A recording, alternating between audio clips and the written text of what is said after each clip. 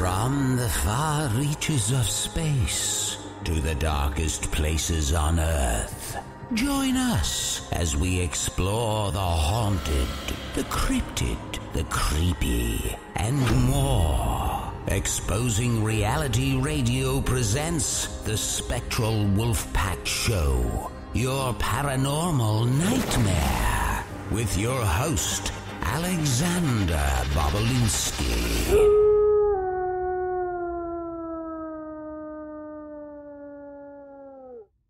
What is up, Wolfpack? We are back with another awesome show tonight. It's been a crazy week getting over this sinus infection. Still trying to get some content out, of course. I've been putting up some little shorter ghost box sessions and a couple other videos as well. And covered some of the recent animal killings in Kentucky, which we're going to also talk about some tonight. But let's get jumping right into it. Our guest tonight is described as one of the most open-minded Bigfoot researchers in the field. Madison County, Kentucky resident Michael Cook is always eager to go on an adventure, to experience more and to learn more, especially when it comes to cryptids and unexplained beast encounters. Cook has had a passion for studying cryptozoology since his first Sasquatch experience in October of 2000, and since then he has been more than eager to throw his backpack in his vehicle and hit the open road to investigate the hidden mysteries of our forest lands. His research has taken him from his Bluegrass home across the country to the vast expanse of Montana high country and to the mountains of Northern California. Michael Cook, what is up, man? How's it going, Alex Bob? It's going great, man. I'm glad we got to meet each other at the ECBRO. Were you at Harlan County CryptoCon too?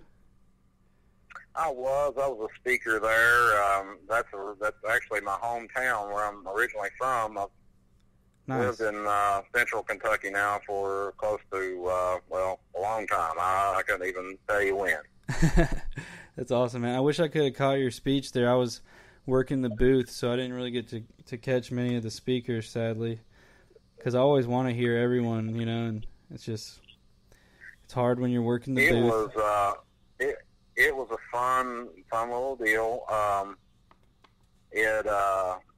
I talked about most of the stuff we're actually going to cover tonight, but it was more of a rapid fire because I only had 45 minutes that night to cover about 3 hours worth of content. So yeah, I had to cut myself off several times during that presentation, but yeah, it was great. And then we saw each other up at the ECBRO. I wasn't a speaker there. I actually came up with Bill Lancaster, Bill Co-Productions, and Cultured Bigfoot, and just kind of hung out all weekend. But yeah, we got to rap a little bit there, and I think I got drug away from you by a couple other people.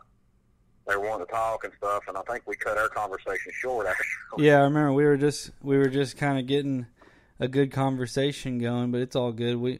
We'll have more opportunities because you're going to be at CryptidCon this weekend, right? Oh yeah. That's in Frankfort, Kentucky. That's a big deal here.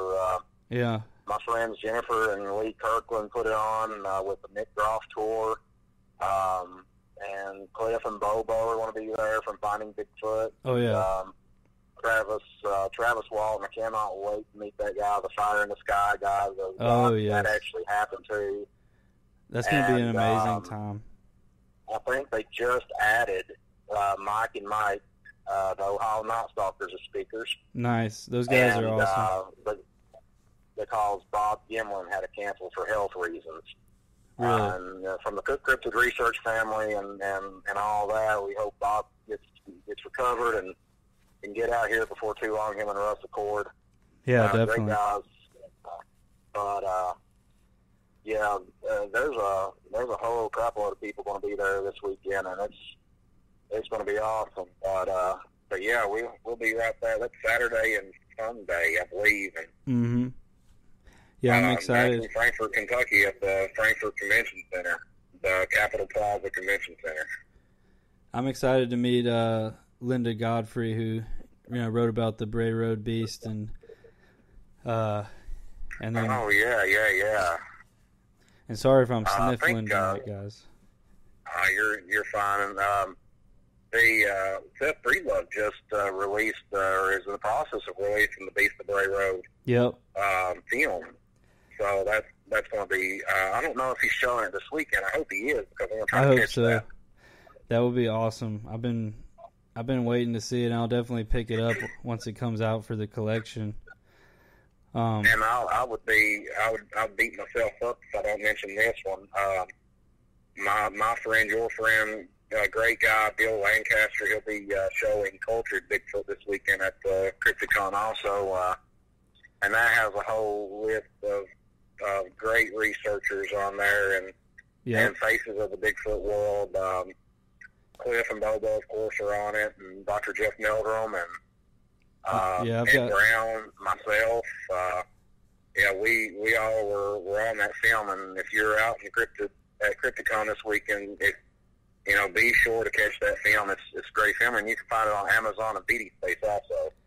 Definitely right now, or contact Bill directly and get a DVD from him. He'll be there selling DVDs. So those that cannot make it on Sunday to see the film at Crypticon, just grab a DVD from Bill. They're not that much, and you'll have it to watch anytime you want to watch it.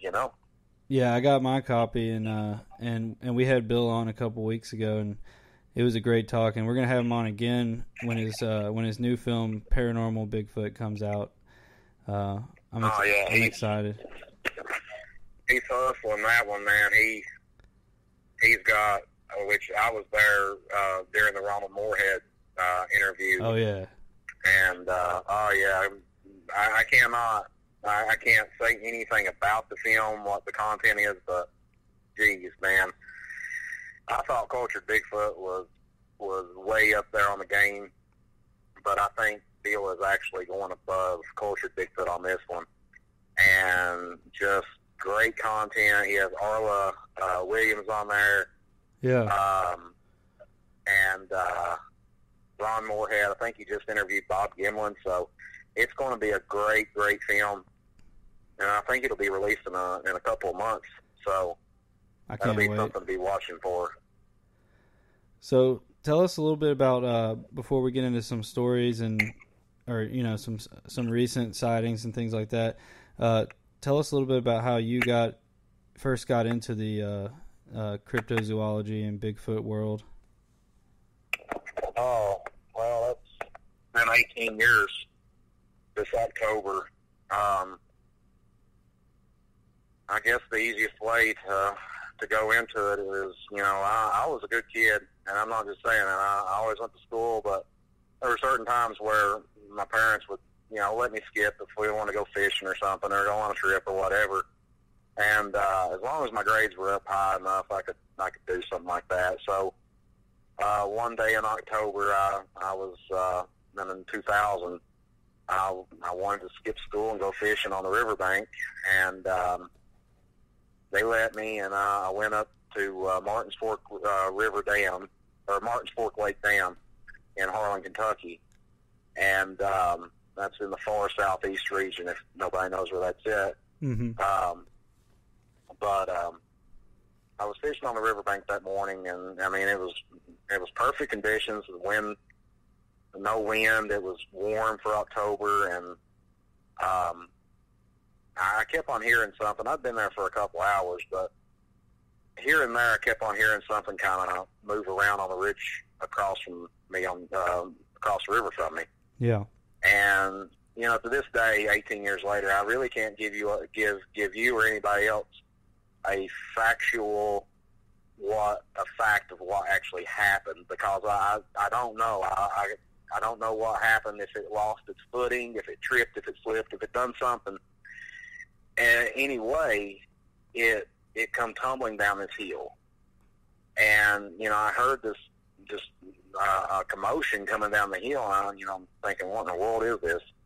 And it almost sounded like, you throw a car off the ridge or a large rock or whatever, and I heard grunts and stuff and slapping the ground, and mm-hmm. it was trying to stop itself. Well, it got down to the bottom of the ridge, and it just rolled right off into the river.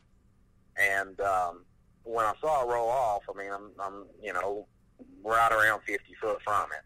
Yeah. And all I saw was a great big ball of hair. And, first things first, you're thinking, this is a bear. Mm-hmm.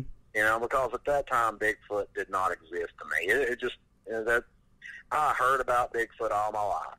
Yeah. I mean, you see stuff on TV, Harry and the Hendersons, it was just a make-believe, somebody's out here wearing a monkey suit and all that. And, it was not something you would be, a believer of. Mm-hmm. So, and I also was in that mindset where I talk to a lot of people now that say, I hunted all my life and never seen anything like this. Well, guess what? I have too. Yeah. I hunted all my life. My dad had me in the mountains when I was 4 or 5 years old, hunting squirrels and stuff. We never seen anything like this. So, going back to what happened, whenever I was standing there, I thought it was a bear. And, I kind of dropped my fishing pole. And, because you put yourself in that mindset of a bear, it just fell into the river. It's going to be kind of pissed off whenever, oh, yeah, it comes out. Depending on which side of the river it comes out, I could be in some serious trouble if it come out on my side and seen me as a threat. So I started kind of, getting in that flight mode. I'm posed and ready to run, and it stood up. When it stood up in the river, it stood up just like you and I would, mm-hmm. and it wiped its eyes out, and it made its way back across the riverbank on the other side. Thank God. Wow. And it pulled itself up on the bank, and it stood there, and it was standing there kind of shaking everything off, just like a human would. I mean, you fall into the water, you're going to get out, you're going to wipe your eyes out, you're going to shake off everything.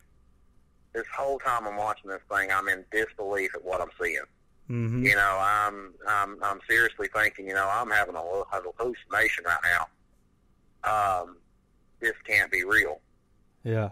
So it starts to turn and walk back up the ridge, and I guess it had that feeling that I was standing there looking at it, and I was watching it, and it turned and looked at me, and we locked eyes, and Alex had this look on his face like, man, wow. I cannot believe you're standing there. You've seen me. I see you. What do we do now? Here's where we're at. And that's awesome. It looked almost like it was embarrassed of itself. I bet. It actually, it actually done this. So it done the only thing I guess it knew how to do without taking off and running. It balled its fist up, and it started grunting real hard, heavy grunts. And after about the third or fourth one, man, I was already halfway to my car. I was running, and in my mind at that time, I'm thinking, oh my God, this thing is behind me. It's jumped the river. It's going to chase me down. It's going to grab me, mm-hmm. take me off. I'm going to be a missing person. I'm never going to see my family again. This thing's going to eat me. God knows what else it's going to do to me. I'm done. This is it. So I run to my car. And just like a horror movie, man, I'm trying to open the door. My hand keeps slipping and everything. And I finally get in my car, knowing this thing is right on me, getting ready to just grab me. And it was nowhere around me, dude. And so I sat there and I start crying. I'm completely frightened. I'm the most frightened I've ever been in my life up until that point, And I sat there, just looking around, waiting for this thing to rip one of my doors off and take me. I couldn't even start my car. I was shaking so bad. I bet. And it was just a frightening experience. So as I'm sitting there, I start calming down. I start rationally thinking. I'm like, okay, let's go back through what I just saw. And I'm having a complete argument in my head as to what I just saw. You could not have saw that because it does not exist. It don't exist. But I saw what I saw. I'm going back and forth in my mind. mm-hmm. How do I come to terms with what I saw? So I'm start hyperventilating. The air starts getting thick in my car, so I roll down my window, and as soon as I crack my window, this thing screams from up on the ridge. I roll my window back up, and I just go into a fit again, start crying, and I finally composed myself. I finally got to where I could just, breathe and everything, and think rationally. Okay, let's go down and get our fishing stuff. Let's get on out of here. And, first things first, we're going to tell somebody about this. So I get home, run straight to my dad, and I'm like, I can't tell him.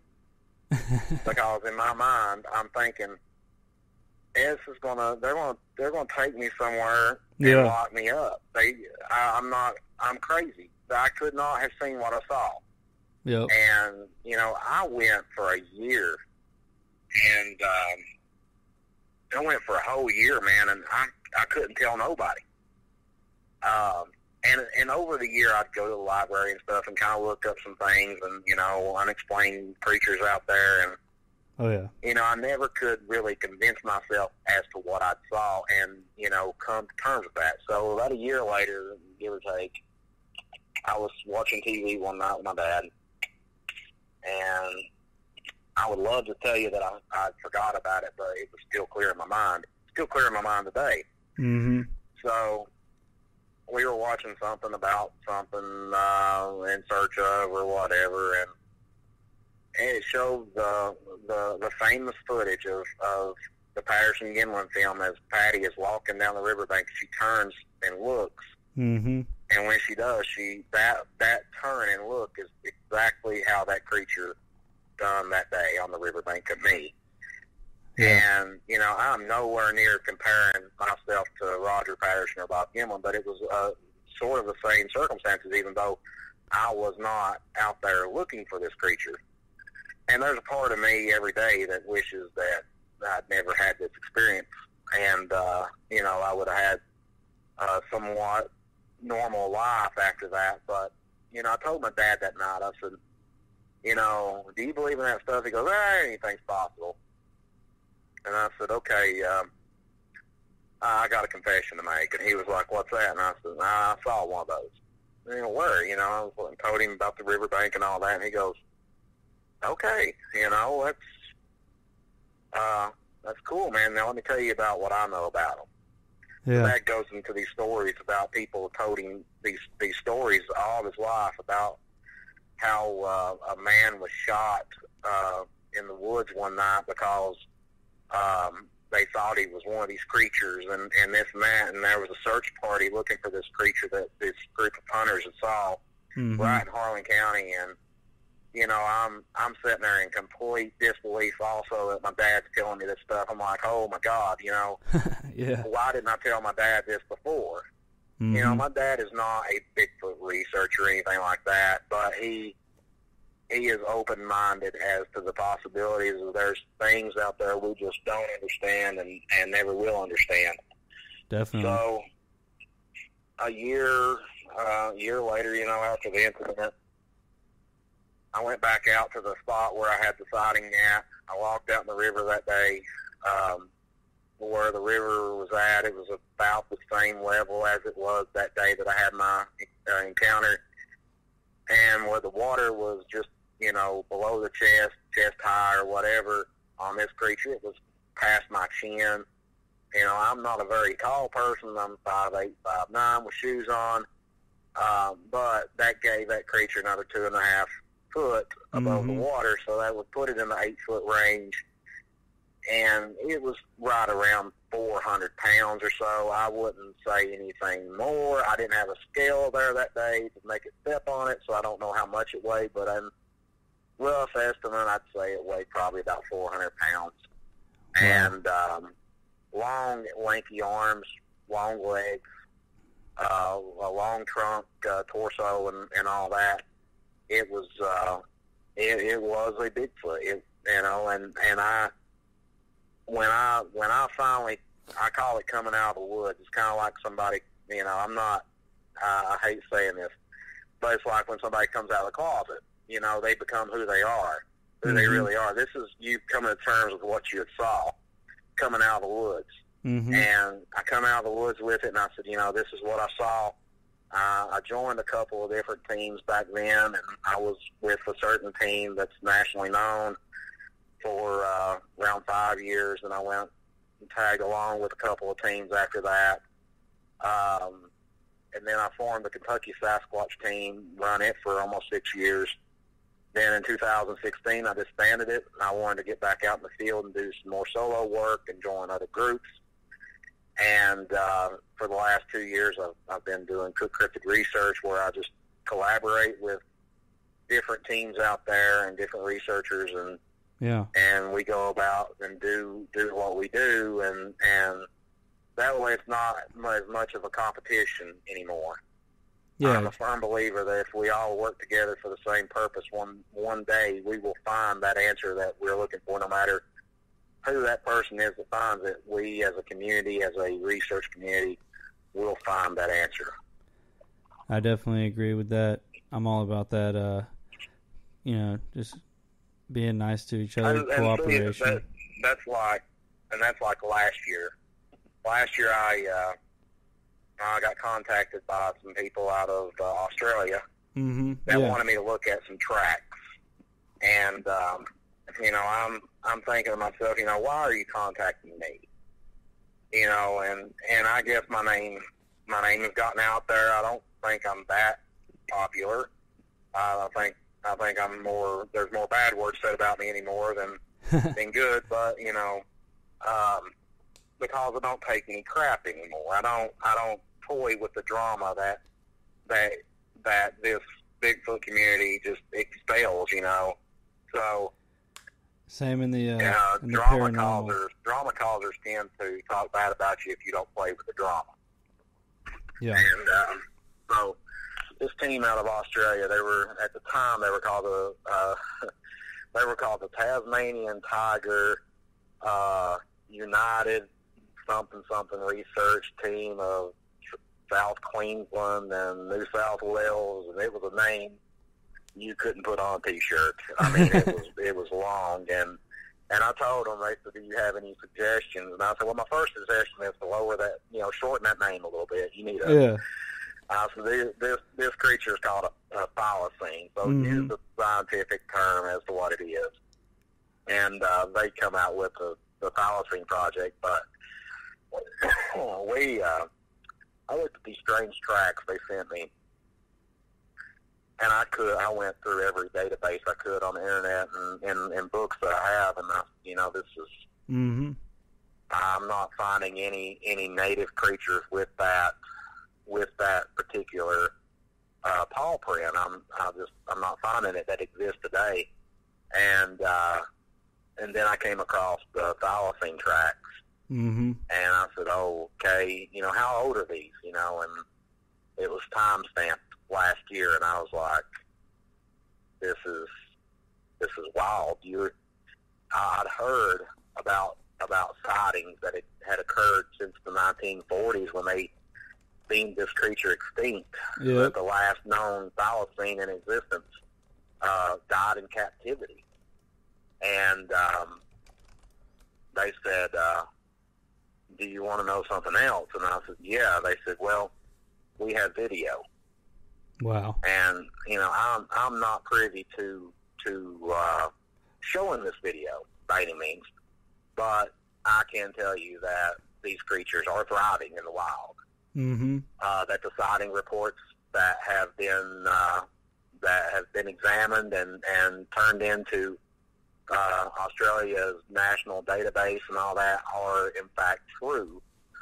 The thylacine is not extinct. It never was extinct. And they, by the end of the year, we're hoping that I've signed my part off on it, that I firmly believe that these creatures are thriving and there's a population of them.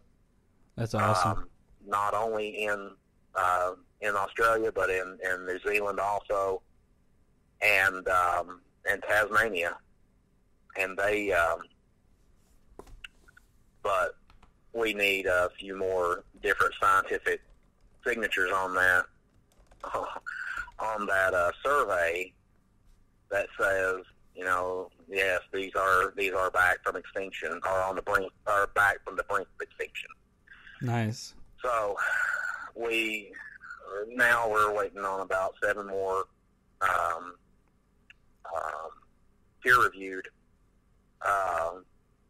signatures.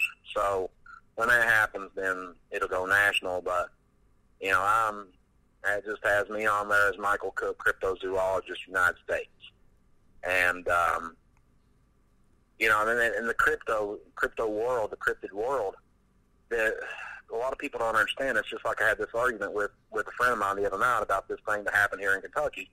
Yeah. Down in Monroe County over the weekend, and they first blamed it on a large cat. Well, that's all well and good. And, well, why are you contacting a cryptozoologist? Mountain lion isn't a cryptid animal. Well, actually it is, because you all put that on the cryptid animal list last year when you deemed it extinct, the eastern mountain lion extinct in the state of Kentucky. Yep. So, it's a cryptid animal now. And the government, I'm not a conspiracy theorist or anything like that, but the government does look down on people like you and I who go off and chase Mothman and Loch Ness monsters and Bigfoot. I mean, they think we're crazy, but, if we're crazy, then, I don't know, there's a couple 100,000 people out in the world that's crazy also. So, mm-hmm.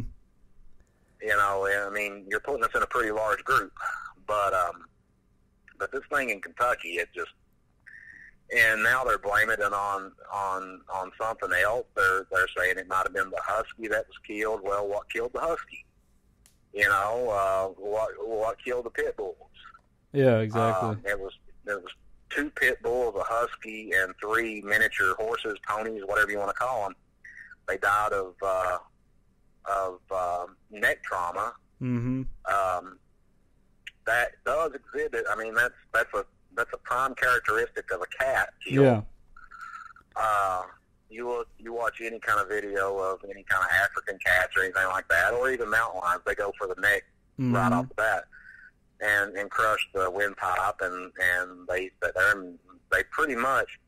People think that they bleed them out, and some cases they do bleed out, but in most cases they sit there and suffocate to death when they crush the windpipe. Yeah. Or certain lions have been seen grabbing a hold of the back of the neck and crushing the spinal cord, and it paralyzes the animal, and it just lays there. And it's an awful, awful way to die, if you ask me. They're laying there fully aware of what's going on, mm-hmm. paralyzed from the neck down, getting eaten alive. Yeah. And that's awful. That's a crazy, crazy way to die. But that's the animal kingdom for you. Yeah. But this particular case, it just doesn't. None of the stuff they're coming out with adds up. Okay, you say it was a mountain lion at first. Well, that's great. Mountain lions are not supposed to exist in the state of Kentucky. However, in 2016. One was killed in Bourbon County, Kentucky, where my son lives, not 3 blocks away from his house. Wow. Yeah, that was on national news also. That made it all the way to national news. Mm-hmm. They shot it out of a tree after some joggers witnessed it up in a tree, and they shot it and killed it. Well, that's not what you're supposed to do. You're supposed to trank it first, and then relocate it if you can. All they done was kill it, and it's probably mounted somewhere in somebody's office now. Yeah. But and they said, oh well, that was just passing through. Well, where is it passing through at? Yeah. Or where is it passing through to? Where did it originate from? Because Bourbon County is in central Kentucky, mm-hmm. Far away from any kind of any large mountains. Where was it coming from, and where was it going to? I mean, you're raising more questions than answers. Yep. And that's all well and good, but give us something that we need. So I know several people back home in eastern Kentucky in the mountains that claim to see these creatures. I personally have seen cougars, mountain lions, twice in my life. I've seen 2 of those. Yep. Once when I was small and once when I was a little older, but and only glimpses of them, by the way. They're not No, you see one, they're in and out quick. But and there's even reports out of Eastern Kentucky and West Virginia and Virginia and all that of black panthers. And you know, that's like Judy Hensley. She has a whole collection. She has 2 or 3 books out now about black panthers and sightings in the Appalachian Mountains. I saw one in Vermont one time. I'm sorry? Oh, I said I saw a black panther in Vermont when I was on the Appalachian Trail through hike, and I saw a cougar in Alabama. But continue though. But yeah, I mean they're out there. I mean, you know, but the state of Kentucky Fish and Wildlife Department, they deemed them extinct last year. So, you know, they're a cryptid animal now. They're my problem. They're my field of study. And so, you know, back off. Whenever something like that happens, you need to call me instead of calling them. Mm-hmm. Call me or Charlie Raymond with the KBRO. Call Don Neal with the KBRO. Call Barton Nunley or you know, Glenn Mink or somebody like that when you have a cougar sighting, because that's our babies now. Mm-hmm. And, I mean, they're not afraid to call me whenever they have a pterodactyl sighting in western Kentucky. So, and that's I get those at least 4 or 5 times a year. We saw a large bird-like creature flying around with a wingspan of 20 foot. No kidding. Yeah, I've got reports out the wazoo of pterodactyl sightings, and you want to go extinct. Now, those creatures are really supposed to be extinct, like 65 million years extinct. I love the stories about that. Oh, I do too. And Ken Gerhardt. I mean, if you want to talk about avian cryptids, Ken Gerhardt is your man right there. He's a flying cryptid plethora of knowledge. Nice. But there was a account a couple years ago. It was a pterodactyl account. I got contacted by a local news station about vultures. They were large vultures picking up baby calves. Yeah. And taking them up in the sky so far and dropping them, and they would die on impact, and then they'd sit there and eat them. Well, you know, that's crazy because a vulture is not a predator. It's a scavenger. And I went to Western Kentucky and investigated this crazy event and saw the calves that had been dropped. And, you know, people think of Kentucky, you know, they think of mountains and the Appalachian Mountains and people sitting on their front porch on the side of a mountain picking banjos. Western Kentucky looks a lot like Illinois. It's flat. It's really flat. And so I'm at this farm in Caldwell County, Kentucky, and it's on the Illinois border, obviously. But there's nothing there that would suggest that the farmer's done this. Why would they do that? The cow, a 200-pound calf.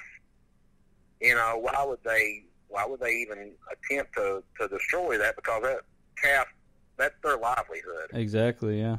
You know, that's how they make their money. That calf's going to grow up into be a half-ton bull or a cow, and they're going to sell that meat off. Mm-hmm. And you know, these guys are losing serious product off of this and serious money off of this. So they asked me what they should do if they witness one of them, and you know me, I'm a shoot first, ask questions later kind of guy. You know, shoot it.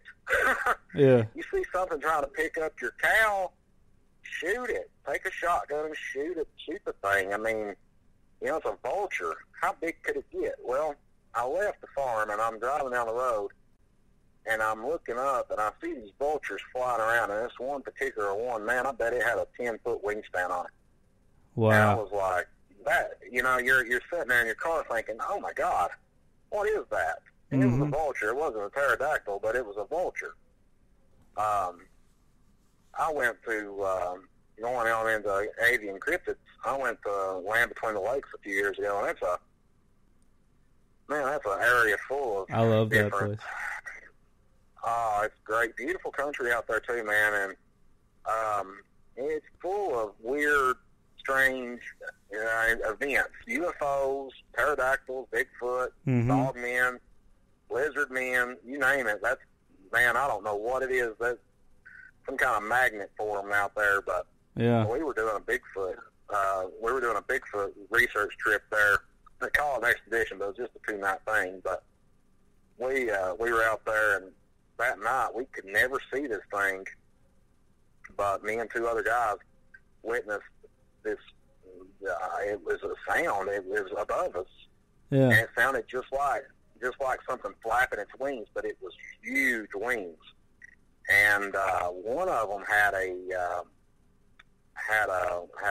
vocal encounter and heard a screech that was way louder than a screech owl or anything like that. Never heard it in his life.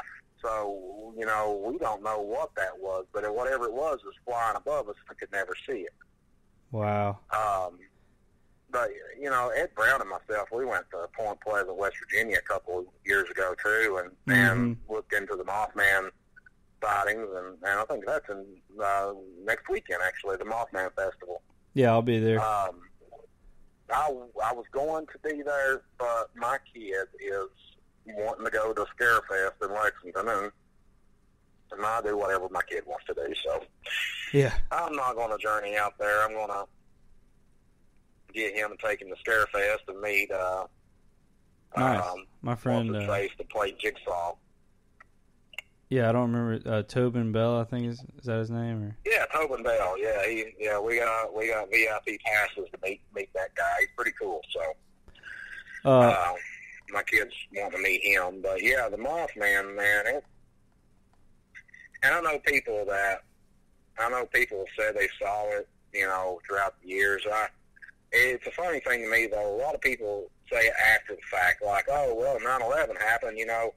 Well, there's a story out that somebody had a Mothman encounter right before 9/11. Well, I've done research on that one, and I've never found anything concrete that even suggests that there was a Mothman sighting before 9/11.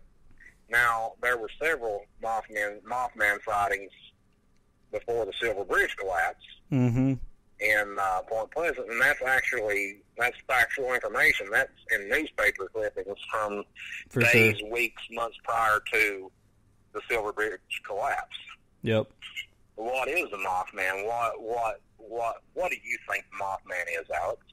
I'm interviewing you now. You know, one of the recent me and my girlfriend had this crazy dream experience after we watched the Small Town Monsters documentary, and it kind of made us think that there's something extraterrestrial about it, but that it some kind of creature. But she actually believes that you know how there was a lot of UFO sightings at the same time. She thinks that they were trying to catch the creature after it had escaped or something. But honestly, I don't know what it could be. I mean, it's, you know, it's got legs. Well, people say that it was a prophecy or a catastrophe and all that. And, yeah. You know, if that's the case, it's just like a 9/11 theory. You know, why didn't hundreds of people see this thing before it ever happened and, you know, speak out before this terrible, terrible thing happened on Tuesday, September 11th, 2001. Yeah. I mean, you know, why didn't somebody come out and say something, you know? And that goes into conspiracy theories and everything like that. I'm not a conspiracy theorist. It's just, I think things happen and there's no real reason why they happen, and just evil. Evil is what evil is. I mean, you know, but the Mothman, you know, what are your thoughts on the soothsayer of death or catastrophe or catastrophic events or whatever?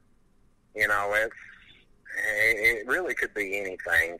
And as far as what was the blue herring theory that people said they saw a blue herring instead of a Mothman, no way. You know, yeah, these creatures, these birds are huge, but they're not as big as what people are saying. they saw. So, it's one of those things where, I think a lot of avian cryptid sightings can be chalked up to natural animal sightings. I mean, there's a bat that grows to be like 4 foot tall, and it has a wingspan of like 8 foot. I mean, that's factual information. They live in Brazil, rainforest, and stuff like that. Yeah. It's a fruit bat. Who's to say one of these creatures couldn't migrate up this way? Mm-hmm. And people are seeing that. But, as far as Mothman goes, I mean, the Mothman Prophecies, the movie, that's really what made that go into mainstream, people, Richard Gere and all that, Hamster Man. That movie right there threw it over in the mainstream media and pop culture. Mm-hmm. Before the Mothman Prophecies, there's only a few books written about it, and the Mothman Prophecies, of course, is a movie John based off the book. And I've read a couple. I've read a few myself. But it's just like the Bigfoot phenomenon. Okay, you have hundreds of thousands of people over the course of literally thousands of years. Mm-hmm. They found cave drawings of these creatures. Wow. That date back 10, 15,000 BC. Yeah. Why is that many people seeing the same thing? That many people cannot be lying. For one, that's impossible. And, I think Ed Brown said this one time to me. He said, what's even a more bigger mystery than Bigfoot is if it's not true, then somebody needs to find the reason why people are having the same hallucination. Yeah, for real. This creature. That's an even bigger mystery than the sightings of cryptid creatures in itself. It's like a Loch Ness Monster. I'm not a big fan of the Loch Ness Monster. There's too many factors that go into that. There's way too many possibilities of what that could be. Now, you have testimonies, written testimonies from monks that date back, in the BC times, of these creatures that had long necks that do favor the plesiosaurus that people think this is. Mm-hmm. That takes a whole lot of credibility right there. But, you also have some aquatic animals that, can be misidentified. For sure. Bigfoot, on the other hand, I know what I saw that day. I know what I saw 3 times now. Glenn Mink and myself witnessed 2 creatures just 3 years ago, in Berea, Kentucky. I know what I saw both times. Mm-hmm. And I know what Glenn saw that time. I know what's happening. I know the vocalizations that I've heard over the course of 18 years. I know the wood knocks and the footprints that we found. And I know the sighting reports, the 1,763 sightings that I've reported, that people are adamant of what they have saw. For sure. Long before Finding Bigfoot ever came out, long before Bigfoot and New Evidence came out, long before Monster Quest and Bigfoot Captured and Harry and the Hendersons and all this stuff come out, long before the Patterson Gimlin film came out. I've talked to people that had sightings back in the 50s, 40s, and 30s. For sure. I mean, I talked to an old man. He's dead now. He had a sighting. He had a Class A first-hand eye-to-eye encounter with a Bigfoot in 1937. That's awesome. And that's 30 years prior to the Patterson Gimlin film. It's 20 years prior to the Jerry Crew incident. Mm-hmm. I mean, Ape Canyon happened. Fred Beck, he even said that there was supernatural, paranormal, crazy stuff going on during that Ape Canyon thing. So, as a researcher, and as you said on my bio there, I take that. I own it. I own the name of an open-minded researcher, because I do not discount any kind of crazy thing that people say they have had happened to them, because it's not crazy to me. Yep. I mean, 3 years ago, Glenn Mink and I are walking across a ridge, and this blue light comes into view in front of us. Pitch black dark. Thought it was another hiker. This blue light was a little over head high, and then it started raising up, and it got brighter and brighter and brighter, and all of a sudden, this poof, big flash of light. It was gone. I look at Glenn, and I'm like, did you see that? Please, for the love of God, tell me you saw it, because if you didn't, I'm having a stroke, and I'm going to die on this ridge tonight. Yep. And he goes, no, I saw what you saw, and he went into detail what he saw, and I was like, okay, you know, we're not crazy. That's two people seeing the same exact thing, okay? We walked down to where the light was. There was a rock the size of a football thrown over our heads, bouncing off trees going down the ridge. We got the hell out of there. Yeah. Then realized that we forgot our trail cam, went back and retrieved the trail cam in world record time. And nice. When we got to looking on the trail cam pictures, there were 3 light anomalies on the trail cams, which are just as crazy as hard to get a picture of Bigfoot. It's hard to get a picture of a light anomaly. And a light anomaly is a natural occurrence. It's a collection of static electricity in the immediate atmosphere, and it balls into a light, into a flash of light. A lot of people call them fox fires. A lot of people have blamed forest fires on these things because it's static electricity is all it is. And you figure static electricity balled into a little ball of energy, it hits dry leaves, poof, it's gone. You know, I mean, the forest goes up in flames. So you get into stuff like that. You know, if I was solely dead set on what Bigfoot is, you know, and people think they have it cornered. They think, oh, this thing is an unidentified primate. Oh no, this thing is an alien. Oh no, this thing is interdimensional being from the future. Blah blah blah blah. You know, descriptions and beliefs of these creatures go on and on and on and on and on and on and on. We don't have the time in the day to go into the beliefs of what people believe Bigfoot is.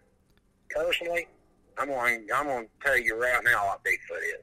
Everybody's right, because we don't know. Yeah, exactly. It's not, I mean, you don't know. That's what I do these presentations, Bigfoot Roadshow. I love it. And I ask people, the first thing I ask people, I go around in the room and I say, hey, you know, what's Bigfoot? What is Bigfoot? And I get all kinds of great answers, man. I mean, it's just great answers. I love asking kids. Kids are great. I love kids, man. And they'll give me some kind of off the wall, you know, answer, and it's just completely awesome. Yeah. And then I tell everybody, you know, okay, you want me to tell you what Bigfoot really is? And they're like, oh yeah. I'm like, all right, everybody in this room is correct because nobody knows what it is. And as sad as it is, Alex, you know as well as I do, the only way we'll ever know what this creature is if there's a body produced. Yeah. And, you know, God willing, I hope it's a dead body found that somebody just finds out in the woods. I really do. I don't want to see anybody kill one of these things, but I'm also a gun-toting, Second Amendment wearing proud American too. I carry a gun everywhere I go. But if it comes down to me or it, you better believe that I'm not. I think Cliff Burton, he said his way to die would be being ripped apart by a Bigfoot. No. I'm good. I'm really good. I don't want to do that. I'm not going to kill one right out of cold-blooded murder. I'm not going to do that. But if it stared me down and was ready to make that stand, you know, you or me, man, I'm pulling out a gun and I'm putting it one right in its head. Oh, yeah. And then I'm calling the news, and then I'm calling everybody. I'm calling you, and I'm saying, Alex, got one, we're good to go. But I'm also going to mourn it. But, no, I really do hope that somebody well, here's the crazy thing. It's going to be somebody that's not looking for it. Mm-hmm. Yeah. It's going to be somebody that was like me 18 years ago. They don't exist. They're going to be walking through the forest one day, hiking, doing whatever, and they're going to come across a dead body at one. Yep. And then the mystery will be solved right then and there. Now, unless you're a believer, anybody out there is a believer that these things are interdimensional or aliens or whatever, we're not sure they even die. Mm-hmm. You know, I mean, you know, where's the body? Who knows? Yeah, we don't I'm know. a firm believer that if I'm a firm believer if these things are flesh and blood that possess any kind of intelligence like we do, you know, they're going to bury their dead.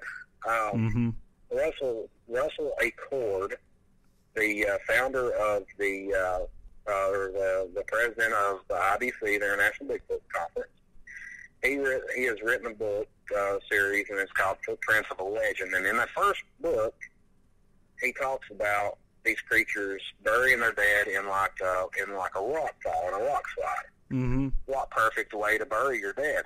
It's a natural-looking mound anyway. Yeah. So why not move a few rocks, put your dead in that, and go on? I mean, you know, it makes sense. I read that book, and I called him up, and I was like, look, you know, where'd you get that information from? And he said, you know, researching this and that. I'm like, dude, you know, I never thought about that. Bury your dead in a rock fall. I mean, that's genius. But makes sense.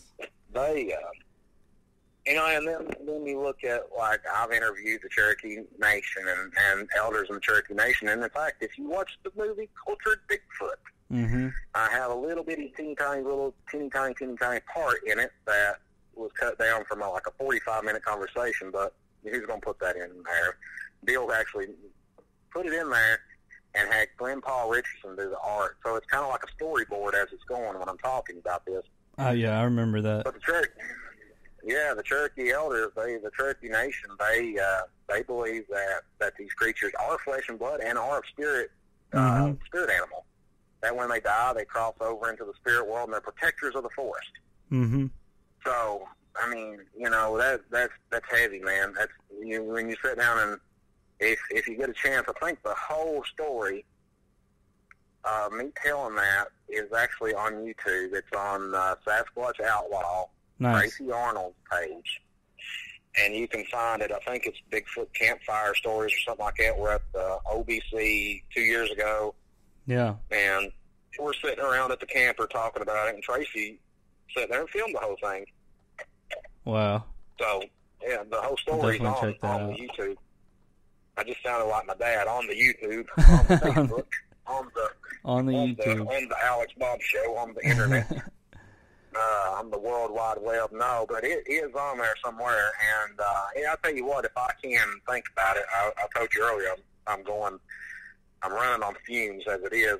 I'm lacking many hours of sleep that I'll never catch in my life. But I'll think about it here in a little bit when we end this, and I'll send you the link to that, and you can put it on your page. For sure, man. I'll definitely share that. I had a few questions from the chat before we wrap it up. That's cool. I'm done talking. I'll answer questions. No, man.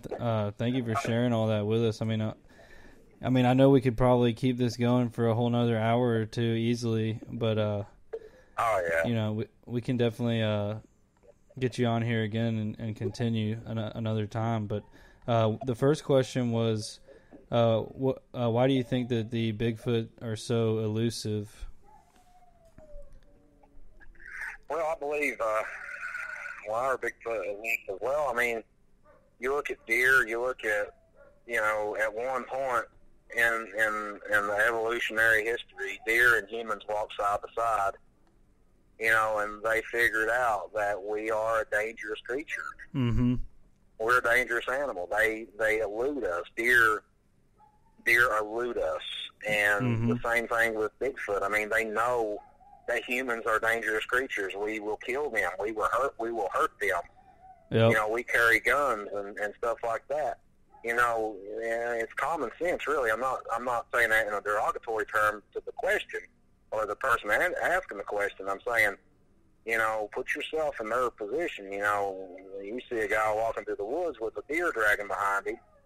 Mm-hmm. You know, you just saw that deer stand out in the field an hour ago. Yep. He's going to do the same thing to me if I don't you know, elude him. I gotta stay hidden. I think it's a evolutionary trait. It's survival of the fittest, survival of the smartest. And there's no reason why they should ever you know, get near us or let us see them. I'm also a firm believer that nobody sees an old Bigfoot. I believe they've learned. Oh, yeah. I believe all sightings are of younger creatures that haven't got that in their brain yet.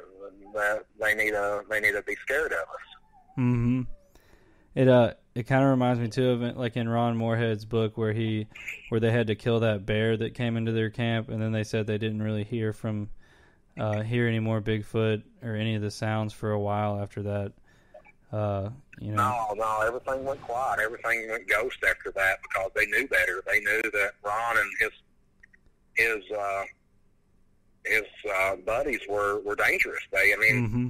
You know, you look at Ron Moorhead, you sit down and talk to him, and you think that man couldn't hurt a fly, but that guy is the modern day Indiana Jones. Yep. And that's a quote stolen directly from Bill Lancaster, yeah. and I hope he's still listening on his sound bar. He messaged me a minute ago. But yeah, that's a quote directly from Bill Lancaster I just stole. And he is, when you think about it, Ron Moorhead is the modern day Indiana Jones. Indiana Jones wishes he was Ron Moorhead. Yep. Yeah, Ron Moorhead's awesome. I loved meeting him at the ECBRO conference. Oh yeah, great guy.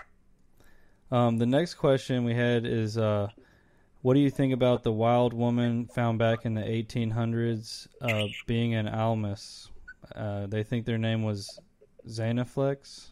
I'm not sure. Are you familiar with that story? Was that in Russia? Let me see. I'm not actually sure about that myself. Xanaflex. Well, that's a type of medicine. I know about a wild woman that was found in Russia. Mm-hmm. And they said that she was covered in body hair and this and that. She went on to she went on to mate with a man, and they produced many kids. But I believe they not long ago they done a DNA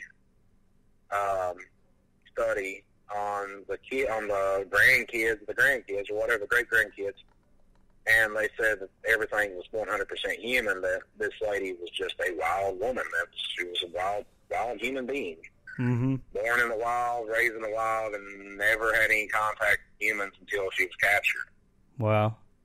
Which, I mean, that could be a theory, too. I mean, you know, that's the thing about Bigfoot. That's so fun about Bigfoot because everything's theory and opinion-based. You know, yeah, you could sit here and say, well, that could be a savage human. That could be somebody that's never had any contact with the outside world. You know, there's tribes in the Amazon that never had contact with the outside world. Mm-hmm. Yep. You know, people see every now and then when they're floating down the river, you know, they'll see a person run by. Yep. You know, what was that? Oh, that was a person. They don't know about airplanes or presidents, or they could give a damn who's in the presidential in the White House, or you know, or who's wearing a pair of Nikes or whatever. They don't care. And they see you, they think, I want to eat that guy. Yeah. Some cannibal Holocaust stuff. Oh, man. That is a wild movie.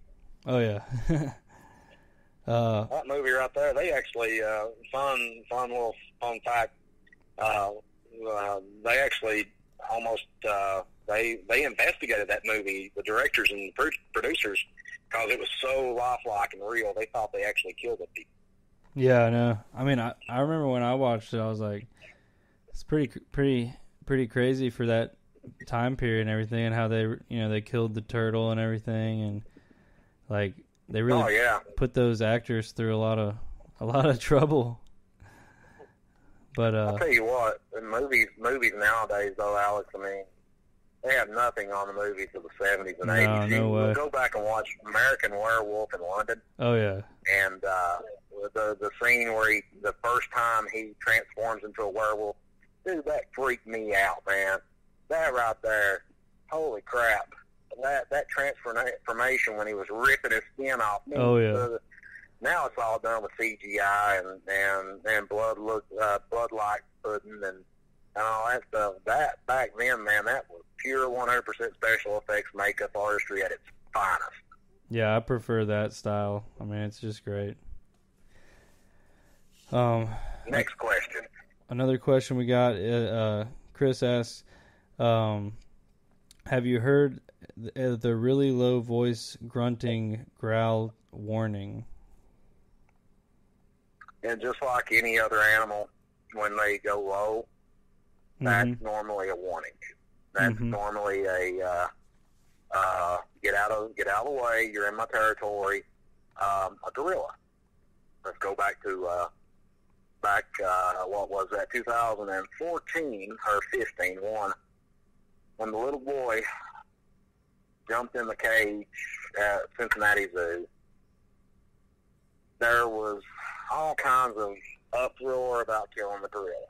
Okay, and I put on Facebook a while back. My kid and I were at Cincinnati Zoo, and this was actually I wasn't bull crapping with everybody. That was a conversation him and I had. I said, "What? Number one rule: don't get in the gorilla enclosure."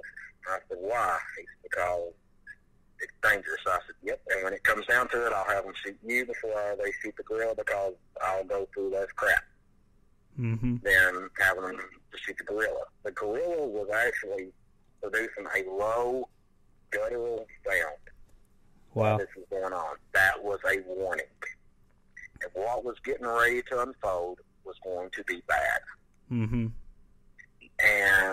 I don't even want to put myself in that position, even in my mindset. Number one, shame on mommy for letting him jump in. Number two, shame on mommy for not jumping in after him.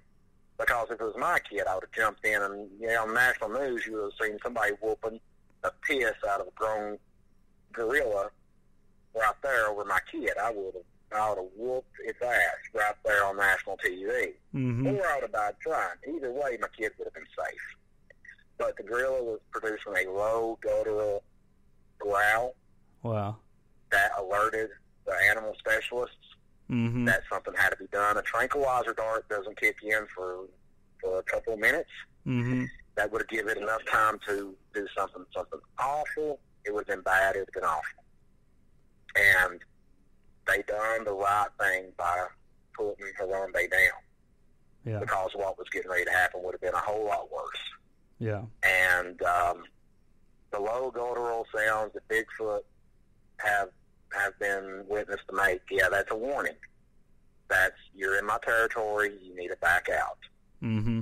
That day that Glenn Mink and I were up on the ridge and we witnessed the two standing in front of us, not 25 foot away from us, the big one, it was in a defensive stance. And it was, Glenn looks at me and he says, "What do we do?" I said, "Don't run. Because when you run, something bad can happen. And I can't outrun it. I know you can't outrun it." Yeah. So the best thing to do is look at the ground. Don't make eye contact with it. We put our phones down. We put our hands to our sides. We were in a submissive position. Yeah. We were not in threatening mode at all. And they backed off and left us alone. Tigers, when you hear that low purring sound, they're getting ready to attack. Oh yeah. I mean, that's animal, and you put yourself in your own head. I mean, question asker, Chris, I guess is what your name is. When you get mad, or you're getting ready to fight somebody or whatever, you get a lower voice anyway. You start getting real deep. You start puffing yourself up. It's all an evolutionary trait that we possess, and it's really cool when you think about it. But we possess the same traits as these animals do. We are an animal. We're a primate. And you just gotta when you hear that low guttural grunt, that's time to get on out of there. There's no shame in running. Yeah. Because I'm a firm believer. I'm low to the ground. I can get going. Mm-hmm. Well, I've never lost a fight, Alex. I'm quick. Get one punch in and take out. Mm-hmm. That's awesome. We'll take one more question here from Gwen. Does Bigfoot make a hard breathing sound when cornered? I have that sound on camera and can't figure out what it could be. Yeah. Some reports I've heard over the years. I've never had that happen to me before. Mm-hmm. Great question, Gwen. Bears, going back to the whole animal tendencies. Mm-hmm. Bears do that. They will, when you back them up into a corner, you'll hear them start huffing. You know, they'll start breathing heavy. They're getting their energy built up. Mm-hmm. They're ready to rock. Same thing with a Bigfoot. I've heard several reports. I've actually heard on recordings and camera and stuff like that of these creatures doing that very same thing. That is a defensive mechanism. They're building their energy up. They're getting their oxygen levels up. And I mean, I'll tell you what, real quick, we'll go into this real quick, and then I'll shut up. Let's go into Bill Nye Science Guy mode right here. Mm-hmm. So when you're breathing heavy, you're getting your oxygen levels up. That's building your energy up. That produces oxytocin. That is a chemical in your brain that produces a lot of different emotions. But two of the emotions is love and fight. Yeah. And that's the whole, will you fight for what you love? It's the same thing. It's the same chemical that does that. So that's producing those chemicals in your brain. That puts your mind into a primal state. You're ready to rock. You're ready to rumble. You're rocky. You're getting ready to go up against the big, tall Russian guy. Mm-hmm. You're ready to rock. So, Bigfoot, you put that in a bear, even mice. You go all the way down into the small spectrum of mice. Mm-hmm. Mice will start breathing heavy when they get cornered. Yeah. They're building those oxygen levels up. The oxytocin's being released, and the energy levels are going up, and it's a crazy thing that the evolution has taken control of, and it just gets us ready to rock. And I mean, that's as basic as you can put it without going completely over the science level. Yeah. But yeah, Bigfoot does that. It's a defensive mechanism. It's ready in itself for a fight. Yep, makes a lot of sense. Awesome, man. Well, before we end this, go ahead and let everyone know, how they can find you and everything. And if you guys want, I included his email, and you can read more about him in the description of this show. But go ahead and let everyone know how they can find you and find your stuff and any events you're going to be at in the future. Okay, so the first way you can find me is if you want to contact me directly, that's 867-5309. If Jenny answers the phone, you tell her what you want, and no, I'm kidding on that one. I hope somebody's not dialing 867-5309 right now. That'd be great. So you can find me. My email will be on the link. If you have any weird sighting reports, go ahead and throw them to me. I love to hear about them, and I will answer them in any capacity that I can. Facebook, I'm Michael Cook. I'm the only Michael Cook in Richmond, Kentucky. It's a picture of me and my kid, and nothing about Bigfoot on my profile picture or anything like that. You can add me as a friend. I'll add you back. I'm a firm believer and you can't have too many friends out there. Also, you can find me walking around. I'm not a guest. I'm not making a special appearance or anything like that. You can find me walking around this Saturday at CryptoCon, Kentucky, Frankfort, Kentucky, downtown. You might be able to see me leaned up against the table talking to Alex Bob. You might see me over at the Sheesh Watchers table. You might see me over at the Culture Bigfoot table.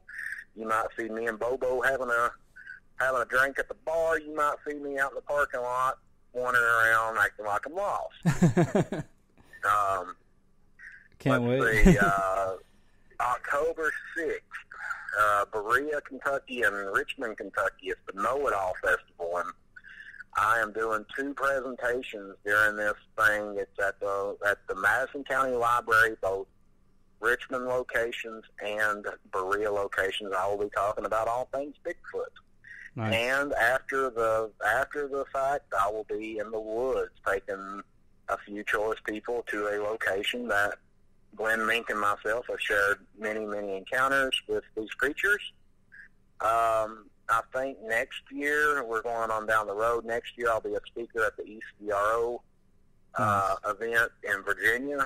And let's see, you can also see my smiling face on Cultured Bigfoot through Bill Co. Productions.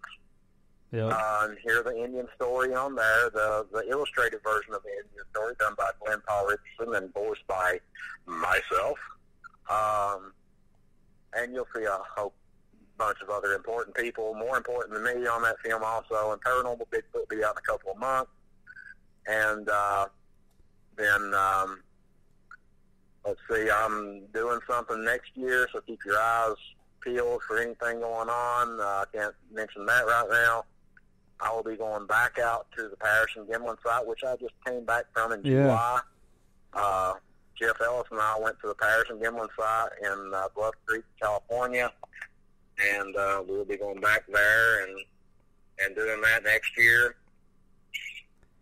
There's a few different things that I'm not privy to mention right now that I will just say keep your eyes and ears peeled. I'm sure there's more podcasts that I'll be on in the coming months, and this is podcast season for me. This is Alex has got the cherry on this one for the first of the season. No.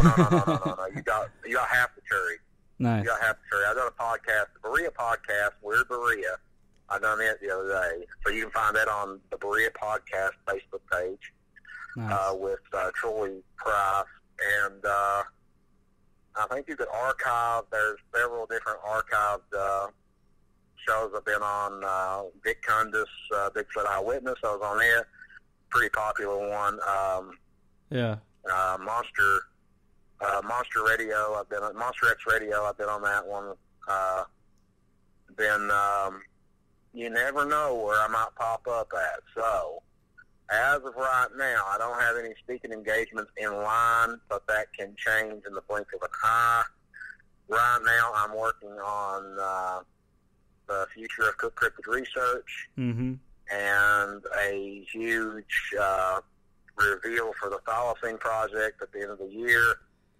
Might be traveling to the land down under for that one. Can't wait to see. But as of right now, I do not have any speaking engagements. The Bigfoot Roadshow, I'm firing it back up here really soon, too.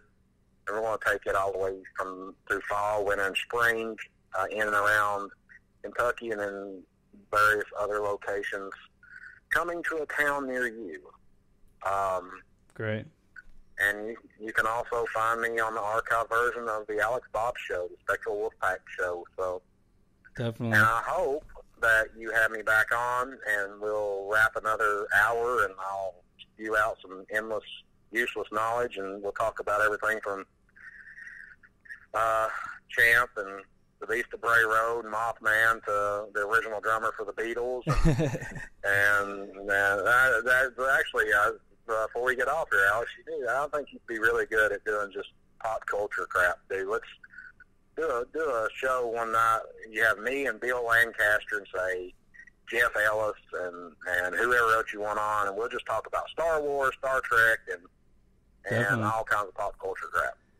That'd be a lot of fun. We'll have our own little podcast like Comic Book Men. That'd be a lot of fun. I also think I'm going to be on. I think I'm going to be on a show. No, I can't say that. Never mind.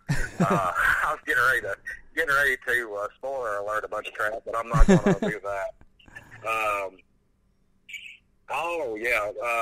Sports radio thing I'll do every now and then called Pardon My Take. I'll be calling in on that next month. Do October baseball stuff. So yeah, Mr. October and stuff like that. So Cool. Check that out. It's a pretty popular podcast on Apple iTunes and different YouTube stations. But yeah, it's pretty cool. And that's about it. That's me, and you can find me walking around Walmart in Richmond, Kentucky every now and then, wandering around like I'm lost. Well, and if you listen to this show, I'll make a promise to you. Anybody out there listening, if you find Waldo, which is me, and you tell me you heard me on the Alex Bob Spectral Wolfpack show, I will give you a Cook Cryptid Research t-shirt right then and there. Nice. So, and that's at CrypticCon this weekend, too. I'll be walking around, so you see me, you tell me you heard me on this show, then I'll throw you a t-shirt. I'll give you a t-shirt. I'm going to get you. I'm going to get you with that one, because I heard it. Oh, I hope so. Maybe we can trade t-shirts. We'll see. I'll trade t-shirts with you. Yeah, I think I'm wearing an AC/DC t-shirt right now, so. Nice. No, I'll give you a t-shirt this weekend. Yeah, I'll trade a t-shirt with you. Awesome. Well, thanks so much for coming on, man. We'll definitely have you on again, and we can continue the conversation. But yeah. Awesome, man. I like that. But yeah, man, have a great night, and I look forward to seeing you this weekend. We'll get wild. Thank you for having me on, and everybody out there listening, keep it squatchy. Thanks, man. All right, guys. That was Michael Cook, and what an awesome guy. He shared some very awesome stories with us. I'd love to have heard more, because I know he had more stories about a lot of that stuff that we need to hear. So we're definitely going to have him on again in the future. And he's good friends with Bill as well, and Bill's going to be on again when Paranormal Bigfoot drops. So next week I've got Scott Martis coming back on to talk about his his recent research at Lake Champlain, the Lake Champlain monster, and that's going to be an awesome show, because I haven't really heard about anything that happened while he was up there, so we're going to get to hear about a lot of that. And be sure to come with any questions about lake monsters or Champ or anything like that. And yeah, I will see you guys. I'm going to probably be doing some live streaming this weekend at the event, and before and after some filming as well. So yeah, keep an eye out, and stay tuned for more, as always, every Wednesday at 7 Central. And yeah, I will see you guys very soon. Live stream, video, somewhere. You know how it goes. All right, guys. Have a good night.